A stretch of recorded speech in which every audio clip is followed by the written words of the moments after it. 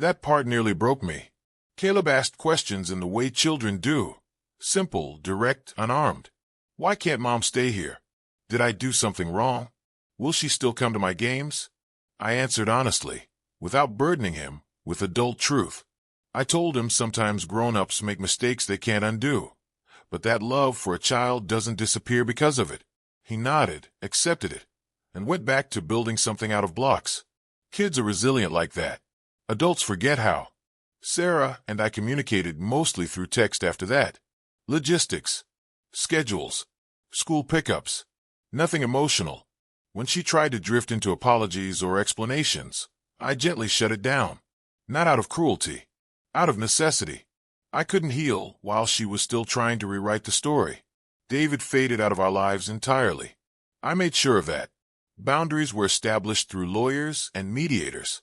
No contact outside what was legally required for his son.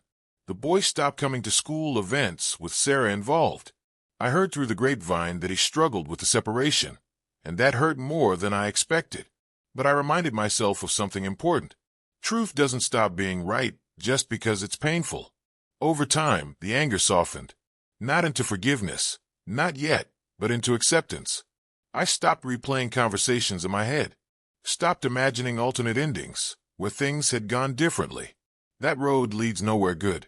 Instead, I focused on rebuilding something smaller, quieter, more honest. Caleb and I developed our own rhythm. Pancake Saturdays, evening walks, talking about his day while I listened instead of half-listened. I showed up more, not because I had something to prove, but because I had something worth protecting. I learned things about myself too. About how easily trust can become complacency. About how silence can feel like peace until it isn't. About how strength sometimes looks like restraint instead of fury. Sarah and I eventually sat down, months later, to talk, really talk. Not about us getting back together.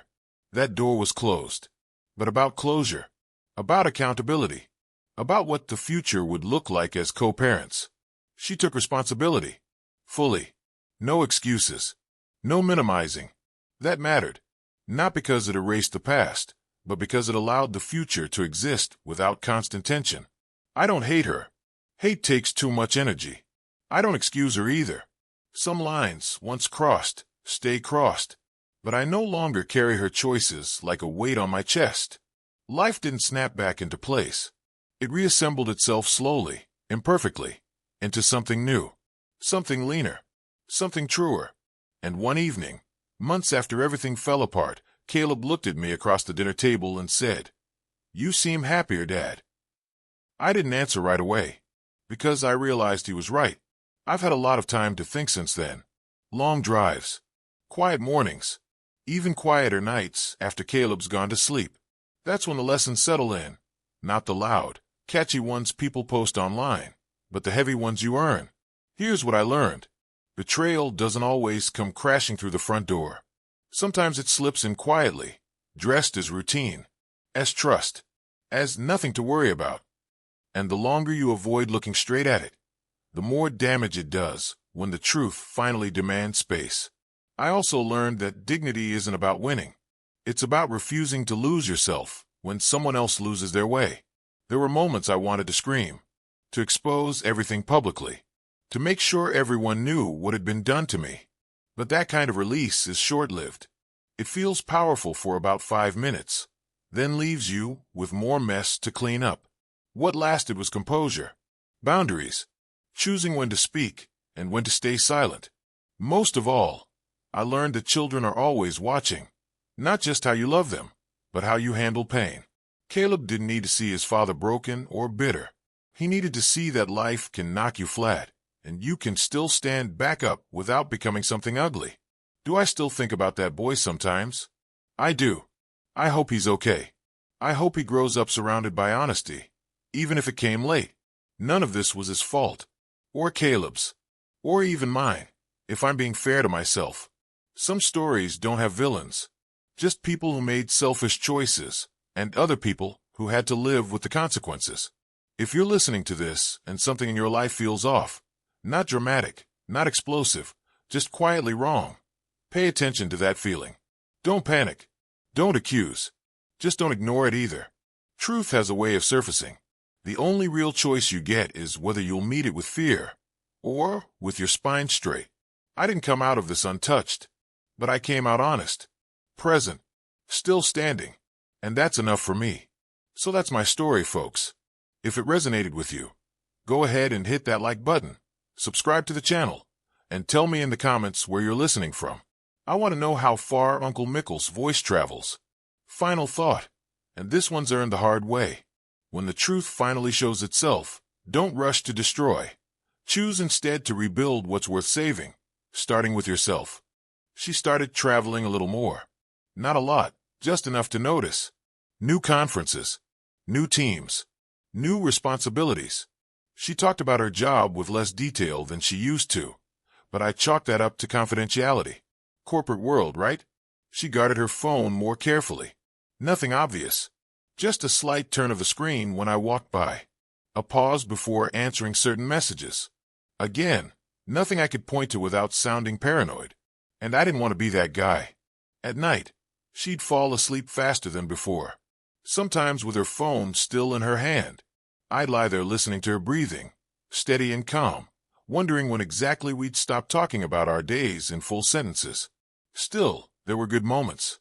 We celebrated anniversaries, went out to dinner, took a short trip to the coast this summer before everything fell apart. In the photos, we're smiling. In the photos, we look happy. And maybe, in that moment, we were. But happiness can be a thin coat of paint. About a month before that Tuesday night, Jennifer mentioned an upcoming trip. Said it was important. Said her boss was counting on her. She said Denver casually, like it wasn't worth remembering. I remember nodding, like I always did.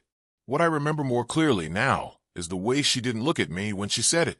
Just a small thing. A half second too long. A glance that went past me instead of into me. At the time, I ignored it. But that was the first crack. After that night with the email, I didn't confront her. Not right away. I didn't storm upstairs or demand answers or let emotion take the wheel.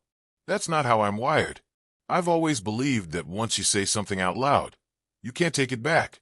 And whatever I was about to say would change everything. So I waited. The next morning, I woke up before Jennifer did. That was unusual.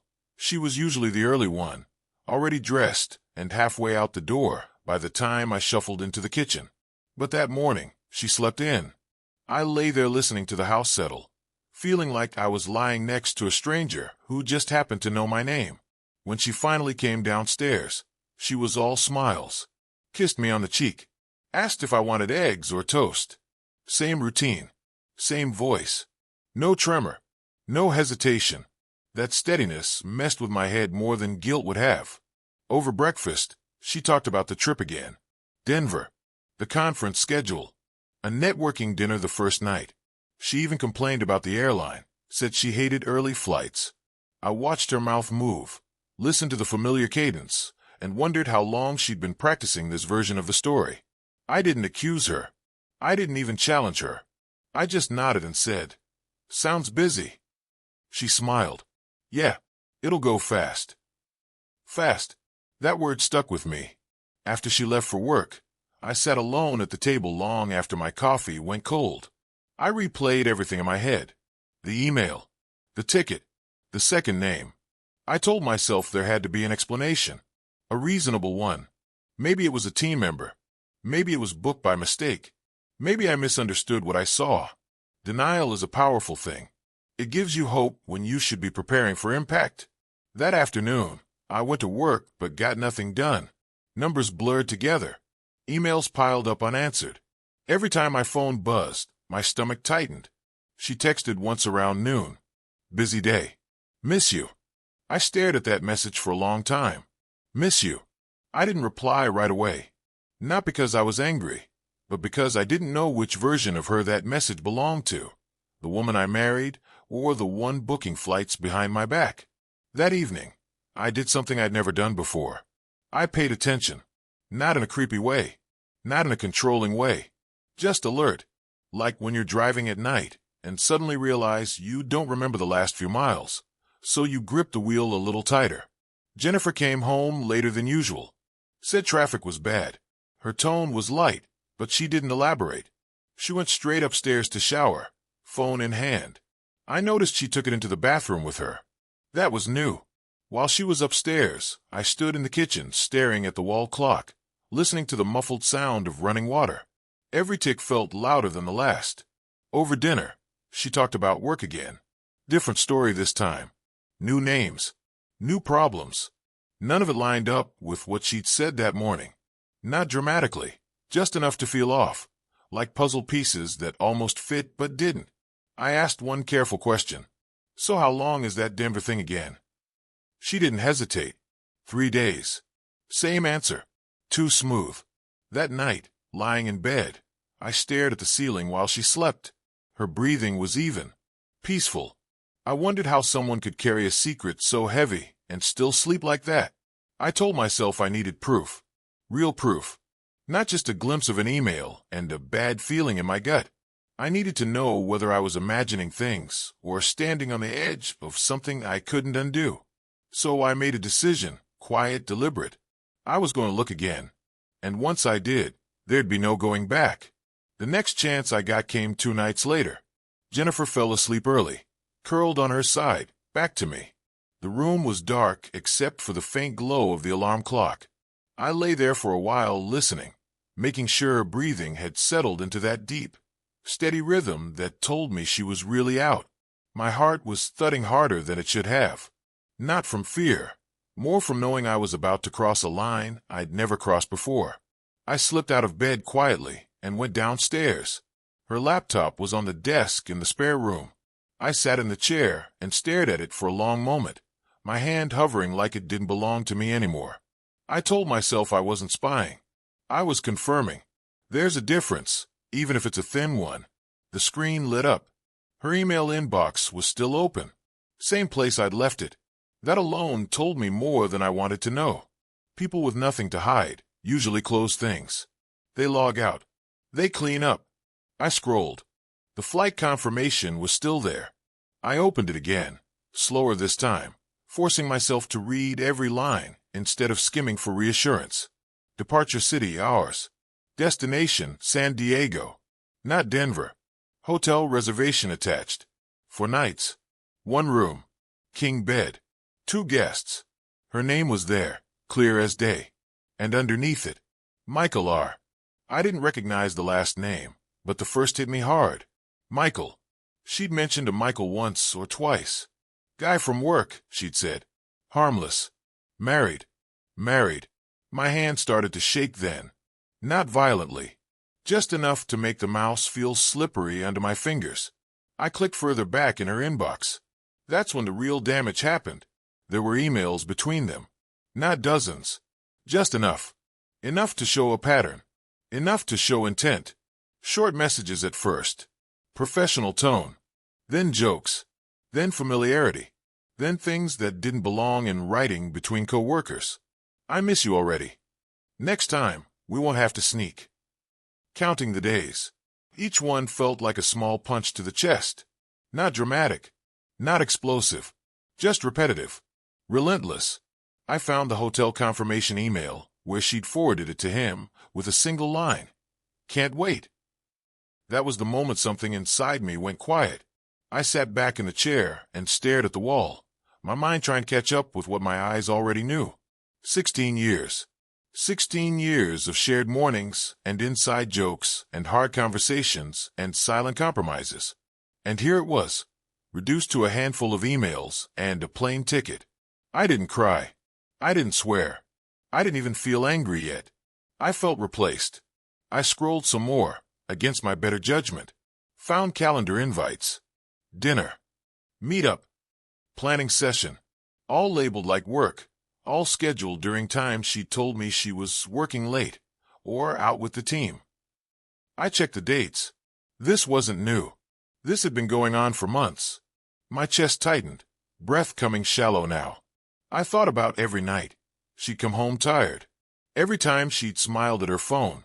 Every time I told myself not to be paranoid, not to be insecure, not to be the kind of man who checks up on his wife. Turns out, I'd been the kind of man who trusted too much. I closed the email window and opened her sent folder. That's where I found the last thing I needed. A message she drafted but never sent. Subject line only. After the trip. No body. Just that. After the trip. I shut the laptop. Carefully. Deliberately. Like it deserved respect even though it had just taken something from me I couldn't get back. I sat there in the dark, hands resting on my knees, feeling older than I had that morning. Feeling foolish. Feeling small. Upstairs, Jennifer shifted in her sleep. And in that moment, with the truth fully laid out in front of me, I understood something with absolute clarity. My marriage wasn't in danger. It was already over. I just hadn't decided yet what I was going to do about it. I didn't sleep that night. Not really. I lay in bed next to Jennifer, staring into the dark, letting the weight of what I'd learned settle into my bones. There's a difference between knowing something in your head and accepting it in your body. My body took longer. Every time she shifted or sighed in her sleep, it felt like a reminder that she was still here and already gone.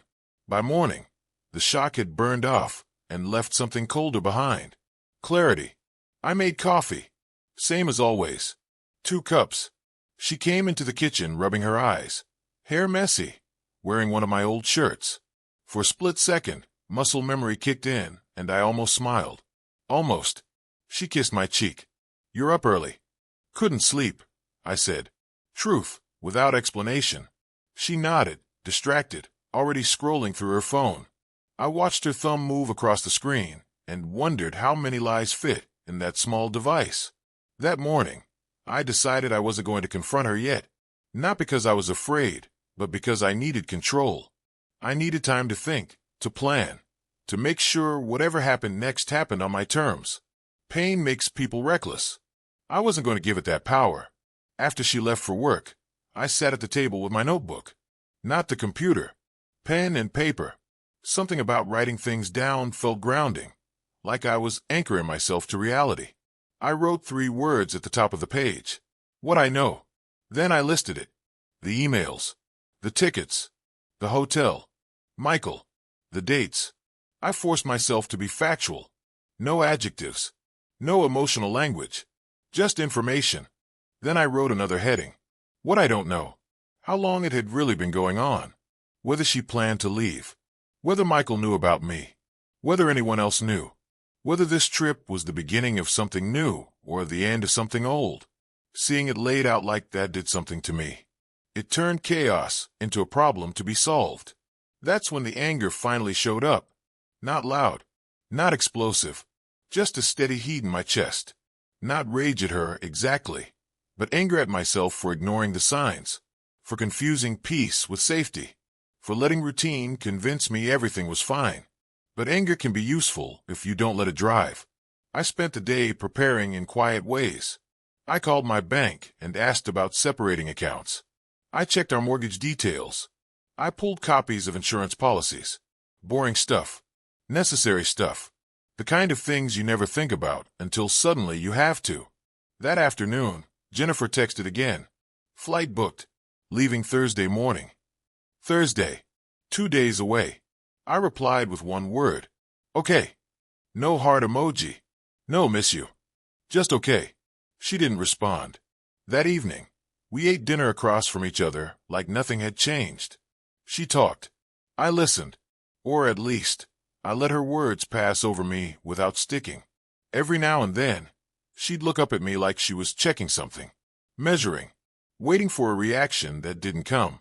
I realized then that part of her already knew I knew. At least on some level. Secrets create tension. And tension doesn't stay hidden forever. That night, after she went to bed, I opened the notebook again and wrote 1 final line. I will not beg. Whatever happened next, I wasn't going to plead for honesty or compete with another man for a woman who had already chosen to step outside our marriage. I'd loved her fully. I'd shown up. I'd done my part. Now it was time to protect what was left of my dignity. I didn't know exactly how I was going to handle the confrontation yet. I just knew one thing for certain.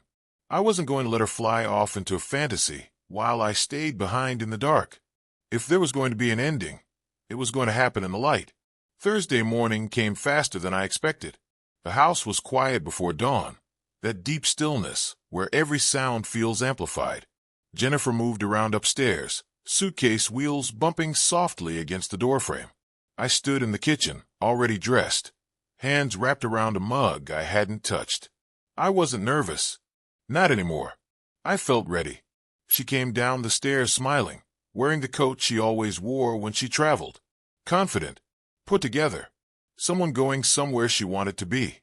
"You don't have to drive me," she said. "I can grab a rideshare." "I know," I replied. "I am anyway." That made her pause. Just for a beat. Then she nodded. The drive to the airport was quiet. Not awkward, just empty. Streetlights passed overhead in steady rhythm. She checked her phone twice.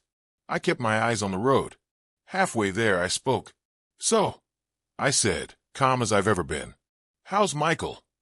The car didn't swerve, but her breath did. Sharp. Quick. Like she'd been punched in the lungs. "What?" she said. "Michael," I repeated. "The one you're flying to San Diego with." Silence. I pulled into a turnout, just before the highway entrance, and put the car in park. Turned to face her. She was staring straight ahead, jaw tight, hands clenched in her lap. "You went through my email," she said. Not a question. "Yes." For a moment, she looked angry, then scared, then tired. The masks fell one by one, and what was left was someone I barely recognized. "How long?" I asked. She swallowed. 6 months. That number landed hard. "Does his wife know?" I asked. She shook her head. "Does anyone?" Another shake. I nodded once. That was enough. I reached into the center console and pulled out an envelope. Thick. Heavy. I handed it to her. "What's this?" she asked. "Open it." Inside were printed copies. Emails. The itinerary. The hotel reservation. Everything. Neatly organized. Labeled by date. Her face went pale. "I've already forwarded copies to myself," I said evenly. "And to Michael's company's HR department. Sent them last night." She turned to me, eyes wide. "You did what?" "I also sent an email to his wife," I continued. "From an anonymous account. Just the facts. No commentary. She deserves to know who she's married to." Her mouth opened, but no sound came out. "And finally," I said, "I canceled the hotel reservation and your return flight. The airline refunded it to our joint card." She started crying then. Not quietly. Not gracefully. Loud, broken sobs that filled the car. "You ruined everything," she said through tears. I shook my head. "No." I stopped pretending. I opened my door and stepped out, letting the cold morning air hit my face. Walked around to her side and opened her door. "You're not going on that trip," I said. "Not as my wife." She looked up at me, mascara running, eyes red. "Please," she said. "We can talk. We can fix this." I met her gaze. Steady. Calm. "No, Jennifer. You already made your choice. I'm just making mine." I closed the door gently and got back into the driver's seat. Put the car in drive. She didn't say another word on the way home. When we pulled into the driveway, she grabbed her suitcase and stood there for a moment like she expected me to stop her. I didn't. She went inside. I sat in the car for a long time after that, engine off, watching the house that had just become something else entirely. The truth was out. The fantasy was over. And for the first time since this all began, I could finally breathe. The days that followed were quiet in a way I'd never experienced before. Jennifer moved into the guest room that same morning. No discussion. No negotiation. Just a silent understanding that the space between us was no longer symbolic. It was real. She cried a lot at first. Not around me. Behind closed doors. I'd hear it through the walls late at night. The muffled sound of someone grieving a life they helped destroy. I didn't take comfort in it. I didn't feel satisfaction either. I felt tired. We spoke only when necessary. Logistics. Practical things. Who was using which car? How we'd handle groceries. The kind of conversations that strip a relationship down to its bare framework. Every word felt heavy, but also honest. No pretending. No performances. Michael's wife reached out 3 days later. She didn't yell. She didn't accuse. She just asked if what she'd received was true. I told her yes. That was the hardest conversation I had during that whole time. Not because of guilt, but because I could hear the same shock in her voice that I'd felt in my own body days earlier. Betrayal sounds the same no matter whose house it happens in. Jennifer quit her job the following week. HR didn't fire her outright, but the investigation made staying impossible. She told me one evening, sitting at the far end of the couch like a guest in her own home. Her voice was flat, drained. "I guess I'll move out soon," she said. I nodded. "That's probably best." And that was it. No screaming. No dramatic final arguments. Just acceptance, settling in where denial used to live. Sometimes, the end of something isn't loud. It just stops. A month later, she was gone. Boxes packed. Closet empty. The house felt bigger without her, but not in a good way. Echoes lingered in the corners. Habits took time to break. I still reached for 2 mugs in the morning. Still checked the driveway out of reflex when I heard a car pull in. Healing isn't linear. It's repetitive. You trip over the same memories again and again until one day you don't.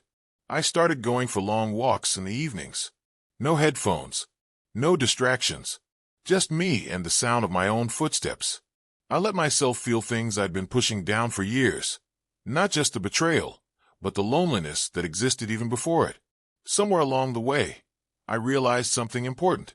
Jennifer didn't destroy my life. She revealed it. Revealed the cracks I'd ignored. Revealed how much of myself I'd poured into keeping things calm instead of keeping them real. Revealed that trust without attention is just comfort, wearing a blindfold. We finalized the divorce quietly. Fairly. No courtroom drama. No drawn-out battles. We split what needed splitting. Signed the papers. Walked away. The last time I saw her, she looked smaller. Not physically, emotionally. Like someone who'd chased something shiny and lost their footing along the way. I wished her well. And I meant it. Carrying bitterness would have only tied me to a past I was trying to outgrow. These days, the house is quieter, but it's honest. I cook when I want. Sleep when I'm tired. Speak when something matters. I'm learning how to be alone without being lonely. There are still nights when the memories show up uninvited, but they don't own me anymore. I survived the truth, and that counts for something. Time has a way of sanding down the sharp edges. Months passed, then a year. The pain didn't vanish, but it changed shape. It stopped ambushing me in the middle of the day. Stopped hijacking my sleep.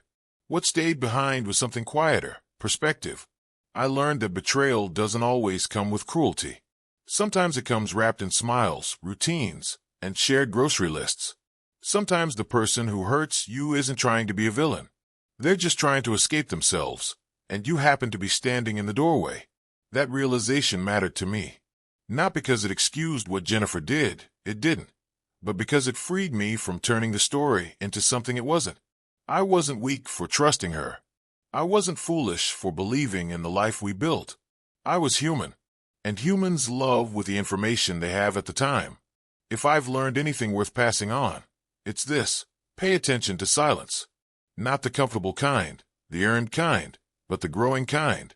The kind filled with avoided eye contact and half answers. That silence is trying to tell you something. And when the truth shows up, no matter how uninvited, meet it standing up. Don't beg. Don't chase. Don't negotiate with someone who already decided to leave. Choose your dignity early. It's harder to reclaim later. I won't pretend I came out of this untouched. I carry scars. But scars mean you healed instead of bleeding out. They mean you lived through something that could have hollowed you out and decided to keep going anyway. These days, I trust differently. More carefully, but also more honestly. I ask better questions. I listen closer. And I don't confuse peace with avoidance anymore.